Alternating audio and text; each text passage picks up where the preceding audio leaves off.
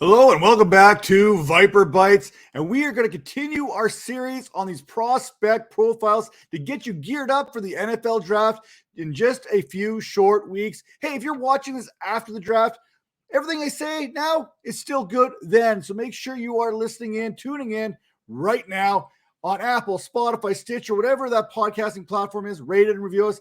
Hit the thumbs up, hit those notifications because you know we are bringing plenty of these draft profiles here the next few days, as well as every bit of NFL news that's going to come down the wire. We got you covered here on the Vipers Network. So now let's turn our attention to Drake London, wide receiver, USC, University of Southern California. Now, Drake London, he is one of my top prospects at the wide receiver position. Depending on the day of the week it is, he is my number one wide receiver. Now, when we look at these wide receivers, 1 through 5, 1 through 6, they really are interchangeable amongst everyone. I mean, depending on which expert you want to go to, these players are going to go back and forth right through the process where landing spot becomes oh so important. This year's class, like I said, 4 or 5 wide receivers could stake that claim to the number one overall position. Now, London has been slowed down somewhat in the offseason in his participation, his preparation for the combines, for pro days, dealing a little bit with a hamstring injury, coming off a fractured ankle earlier in the season. Now, you know what? Hey, Drake London, he played basketball at University of California his freshman season. He played football 3 years there at USC. So you know we love ourselves football players with that basketball background. And hey, at 6'4", 219 pounds, you can see why he played that. And I do have a type. I don't care who you are. Certain wide receivers appeal to me. I am drawn to certain wide receivers. They're usually big guys over the top there.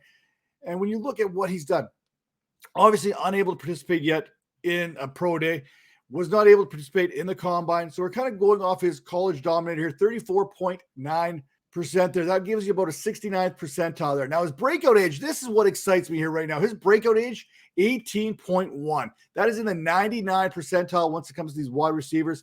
Now, how do you get that? How do you get a 99 percentile breakout age? I know we were talking about Brian Edwards a few years back at South Carolina there. Now, in 2019, while sharing a wide receiver room with not only Amon-Ra St. Brown, but Michael Pittman as well, Drake London posted 30 catches for 567 yards and 5 touchdowns. That's how you get a breakout age at 18.1.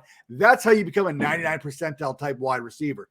In 2020, the Pac-12 shortened season to about 6 games. Drake London would end the year with more receiving yards, 502, than Amon-Ra St. Brown, right? Even if you look at the receptions here, London had 33 receptions, 15.2 yards per reception, 3 touchdowns. He started all 6 of these games, and he received second-team All-Pac-12 accolades, courtesy of the coaches. Now, in 2021, London posted 1,084 yards on 88 receptions while accruing a 24.8% target share, leading the Trojans' offense. Injuries prevented him, again, from having a bigger season and playing only 8 of 12 games, missing the last 4 games of the season with that fractured ankle there. But he did manage to do enough there to impress more people, winning Offensive Player of the Year, first-team All-Conference. Again, per the coaches, and was selected 3rd-team All-American. Could you imagine what those numbers would look like if he played the full 12 games? He had over 1,000 yards in just 8 games. Now, you look at his career at USC, 22 games, 160 receptions, 2,153 yards, 13.5 career average, 15 touchdowns. Now, when we look at Drake London, strengths, weaknesses here, his size and his length, 33-inch arms, 81 percentile. This is going to create and mismatches and everything you want to look at here. That size is going to be a problem, especially in the red zone. He has experience playing both the slot as well as outside. He uses his body to gain position and separation, kind of bullies his way into leverage, controls the point of attack for those contested catches. That basketball background is shown there where with his ability to high point the ball, turning 50-50 balls more into 70-30 into his favor. He tracks the ball as well as anybody, and he does a great job working his way back. And he's got special ball skills, and you can't teach size. You can't teach a big guy to catch the ball well. You either have it or you don't. Drake London, he has that. Now, when you look at his weaknesses, he lacks that top-end speed that we love about these wide receivers. It's all about speed. It's all about how fast you can run in your underwear. On first step, that sudden burst, he's going to struggle to get a little separation in that traditional manner. I mentioned he's going to have to bully his way, use his body to create that separation. That is Drake London's game.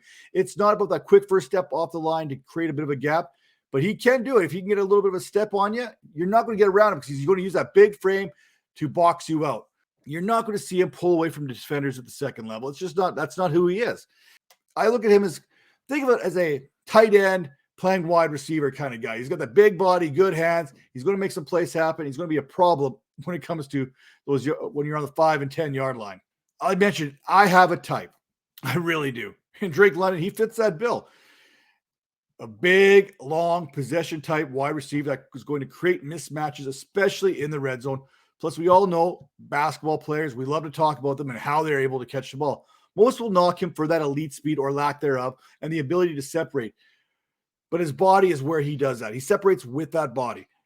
Now, when we're talking about contested catches, that is where he's going to win. That is why he's so dangerous in the red zone, because he can get inside position and use that frame to make sure the defensive backs can't get to the ball. They're not going to be able to work their way through him. And the same on quick slants and stuff on first down type plays. He's going to be a problem for defensive backs to defend. Now, expect London to be a touchdown maker at the next level and to pick up those quick first downs.